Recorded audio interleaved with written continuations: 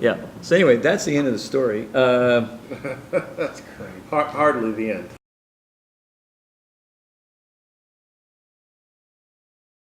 But Well, okay, the deal now is if you say place, if place is a placeholder, and we're talking not just third place, but like people are talking, oh, cyber place, you know, is, I mean, it's like, it's really third place. You know, I mean, they're like, they're talking all this, you know, and stuff, and it's like saying, no, get out of this. Actually, one other story that was hugely pivotal in my mind.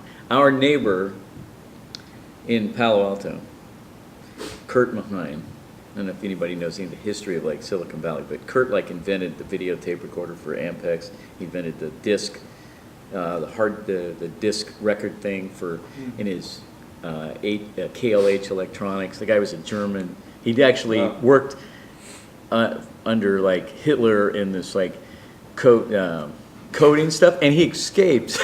I mean, he escaped with his wife, who was a psychologist. And they're our neighbors in Palo Alto. Wow. So I don't know. I mean, I just played ping pong with Kurt. I mean, he's just, you know, a neat guy. And so I asked my dad, I'm putting this 8-track in my van, you know, and I asked my dad, like, hey, 4 ohms, 8 ohms, you know anything about that? He goes, no, I don't know anything about that. Kurt would. So I go over, you know, Kurt's garage, and he's got, I mean, he's like this inventor, right? And find out, like, my dad says, well, Kurt could just make you an 8-track. We're talking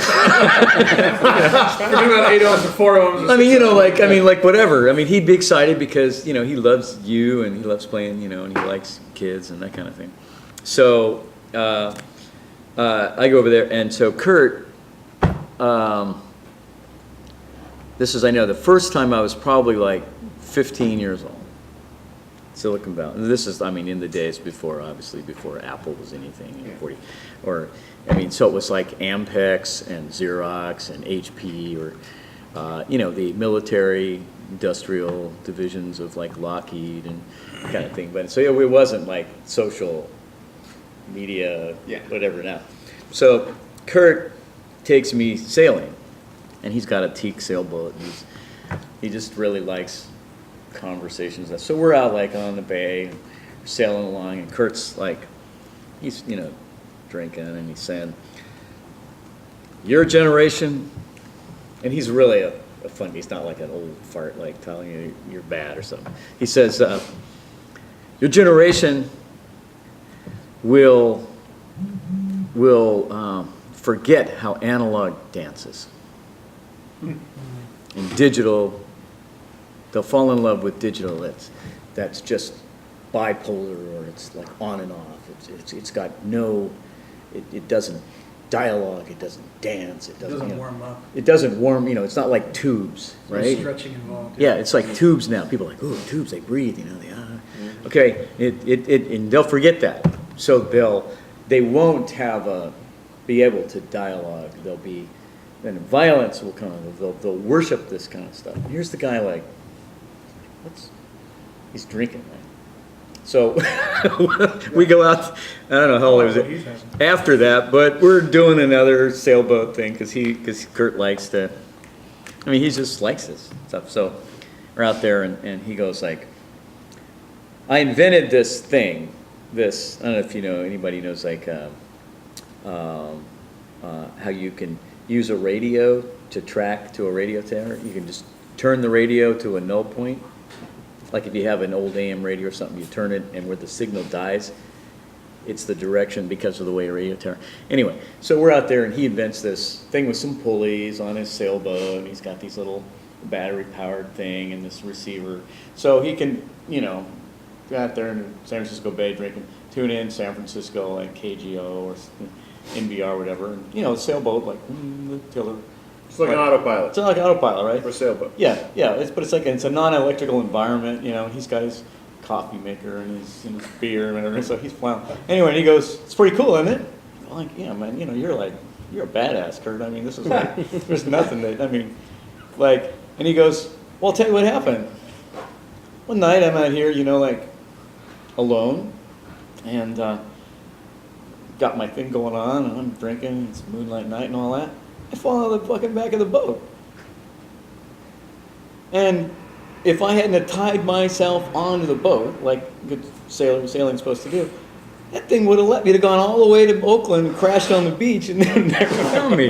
But, you know, I mean, so I don't know how smart that was, you know. But tying yourself to the boat was a whole lot smarter than making this little cams and pulleys and, you know, like that. And he's so like, and I go like, well, that's cool. Like, why did you, well, anyway, years later, this is after I become a Christian, his wife's a psychotherapist and she's really into like that. She has me over for dinner because I'm like a Jesus people guy. And she's like, tell me about your experience. And I'm like, you know, you're like a PhD and you're this and that. Why do you care about mine? No, I knew you, Larry, when you grew up. And it's like, this is really quite a change. And you know, you have opinions and you have this and that, and I want to know, what did you experience and how do you understand it? So we had, anyway, in part of this conversation, but then I went, I don't know how many years after that, but I'd been a Christian, I think it was after Fuller, but you know, Kurt was he was teaching at Stanford in the special, like, you know, special kind of research and stuff, and but we went sailing, and I said, you know, Kurt, I've been exposed more to this digital kind of, you know, and like there's a death of dialogue, and there's a death in this, and the analog just doesn't dance anymore like that, and he was just like, you know, like, I mean, by then it was like he'd had these big lawsuits from companies trying to steal this, I mean, and he said, yeah, I bought a really big sailboat, and I had this, you know, money from these different things and all that, and but he ended up having a small sailboat. It was like the fisherman and his wife, the old story, the old stories about the guy that. Anyway, so that, I mean, that was a formative, but it's like a social media. But he died, of course, you know, all that. But he could build an 8-track. I guess so. That's amazing. Wait, so you never met Steve Jobs? Oh, actually, Oh, great. Here we go. no, Steve, our neighbor was Dan O'Lewin. You know Dan O'Lewin? Dan O'Lewin's the guy that left with Steve to start Next. Oh, okay. Ah, okay. And he managed I mean, he was ahead of the whole educational, you know, the college. Yeah. He traveled all over. Dan O'Lewin was from like Buffalo, and he was our neighbor. He had the, you know, Carrera and the whole, but his exciting thing we do is go shopping together, go to the grocery stores, cool guy thing. He was just super, you know, cover Time magazine. But his son played with my son in our treehouse. But, you know, if you worked like that, executive, you don't have any time for your son. Yeah. So but Jobs used to have, you know, the Pickle Family Circus or whatever, that big deal. Mm-hmm. It's like this big, but he would host like like a lot of them, but these very, Ross Perot invested money. Yeah, I guess, in Next. in Next, whatever. So, you know, Ross Perot, come like the limo and have a big party and stuff. So a lot of the, you know, he was 2 houses over, but he lived in kind of a relatively normal neighborhood. But those guys would hang on. No, I never sat down with him, but I actually, one other thing, I had a friend that worked at Xerox Research Park right when I was in college, and Alan, who's the big Alan? Alan Thick. No, Alan. Anyway, the guys that, I mean, that basically Apple talks about, you know, people talk about, Stir it up a little bit. Yeah. Apple talks about, you know, ripping off the iPhone like that, but Xerox, the mouse and the, Yeah. I got to go to he had a friend that worked for the Xerox Research Park, and Epri, one of the guys, but we went, actually interviewed with this guy, and I'm reading about him, you know, later, like, this guy invented that. But just coffee house and dinner, and when I was working with Crossroads, the peripheral division of HP and Xerox Research Park they had this problem where their cultural creatives, their real geniuses and stuff, want to go hang out in a coffee house. And they didn't like them, like scribbling all this Stuff in public. yeah, like the napkins became very important, right? And so they first, but Xerox, I had I forgot how this happened. The Stewart, sort of like a race car driver, English race car, was Stewart, Dale Stewart or something. Jimmy like that. Stewart. Jimmy Stewart. No. I know but there was like a major race guy that came from England, and he was raised like Laguna Seca, and then he came to San Francisco, and he was getting to get married there. Came, called me up, and he brought his pit crew guy and the Stewart guy. Tony Stewart, I think it was. Yeah, anyway, it's a long time ago. He is a race car guy. Right, but real You have to clarify. real famous guy. Anyway, so he brings him in, and we trained him, his pit guy, and I was like, it's kind of weird, like you're traveling with, these like machines, and he's like, you're driving in the rain, like at night, for 24 hours? Where are you going to stop for coffee?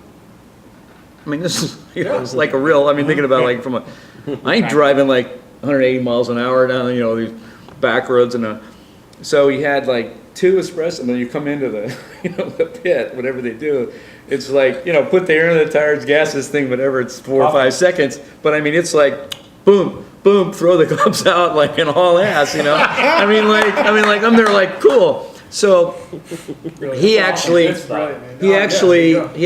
gave me a race jacket. I forgot what else. I gave it to Matt, but it was like telling his friends, like Stewart, like race car. But that was another. That's awesome. That's amazing. But shoot, I don't even want to drive 60 miles an hour in the rain without a couple cups. Yeah. So Well, Larry, thank you for sharing. oh, that's ridiculous. This is so healing, man. It's like. They have you guys spend so much time with parents, and like many of the stories are true. It remains to be This seen is which fiction / nonfiction. Yeah. No. There is the slippage, but the people are real, and Oh, in the broadcast? So backwards before. Thank you, Dale. Slippage. no. Anyway, thank you for just caring enough to. Part of this whole experiment back into this place is to say, the words that I think I shared these when we first met that came to mind the morning when I thought about you guys coming. That's kind of where we ended with the strokes is that, would I prefer vulnerable abundance or predictable it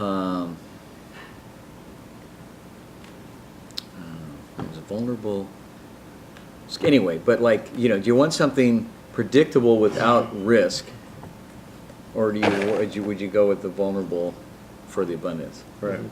And so obviously I don't have a contract with the diocese. Right. This makes no sense to fly people, man, and kind of thing like all that. And Lisa said, "It's spring. I'm glad you're alive, and you need to surround yourself with people that are your soul friends and that have a passionate hope." And so, it's like when we had dinner, she said, "Hey, here's my credit card. You may not have much money." But like, the bride is with you. Yeah. This isn't the time to count the wafers. This is the time to, and Time so to eat.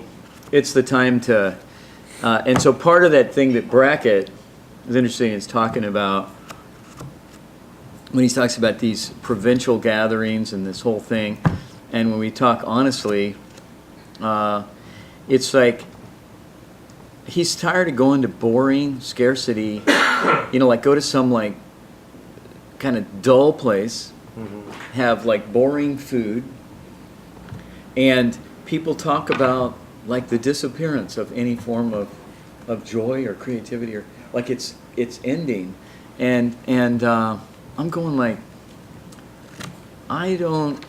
I mean, some of the stories I've shared, like, man, the most real, amazing beginnings where I've actually had room for God, where have been like when I said, "There's nothing I can do here."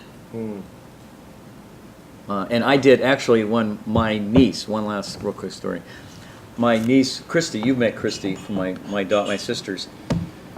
She grew up in like the Boulder, Colorado kind of area and stuff, and she's like, she had some trouble in high school, like, with drugs and stuff. So they said, well, we could send you here, but what we'll do is we'll send you out to Uncle Larry's, because he did that stuff, and kind of like, you're gonna live in a small town like Marymount, and that'll straighten that out.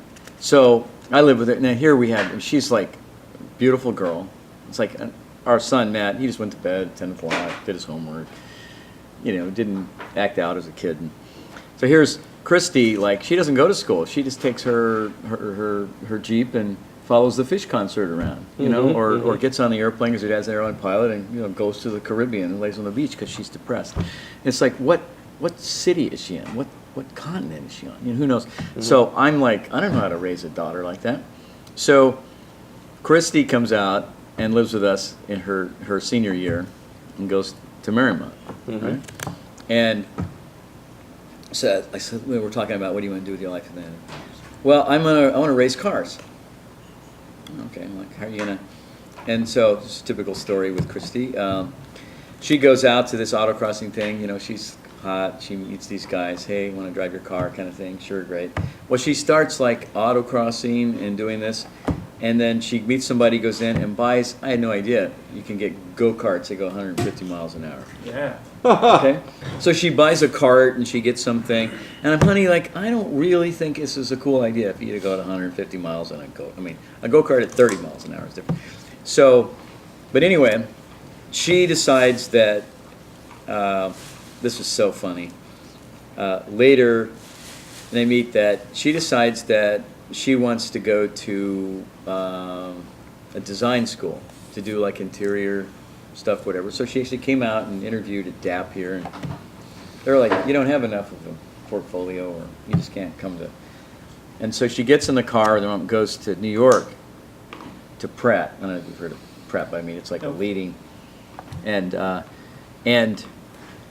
interviews and stuff, and meets some lady that really likes her, who has some like super like apartment, is wealthy, and says, can she, like, she travels a lot, but she can kind of apartment sit or something like this. And so she meets like Martha Stewart. Like the actual Martha Stewart. Martha Stewart. She met her in jail? No, this was, I met her. No. And so she gets a job doing the table, whatever you set up, like, for the wedding magazine that Martha's doing. Yeah. What do Okay. they call that? Staging or whatever? Yeah. So anyway, but so she ends up like starting this whole career where she's doing stuff like Nike, and she's doing all this because she meets these people and she does this. Well, last December, when I got my iPhones, when I was going out to San Francisco to go to St. Gregory Nyssa, and we were going to go to. I was going to Santa Barbara to do this wedding. Okay, it was Christie's wedding at the Biltmore in Santa Barbara. And if you know the Biltmore, but I mean, it's like incredible. Well, We have one in North Carolina too. oh yeah, exactly. It's very much like the Monterey thing. Okay. Yeah. So she's marrying this soccer national soccer player guy who's a great guy, and so all these international these soccer players are coming, and so she wants, Uncle Larry, you understand what I want, what I love, and Jeff, because we know each other. So I want you to officiate.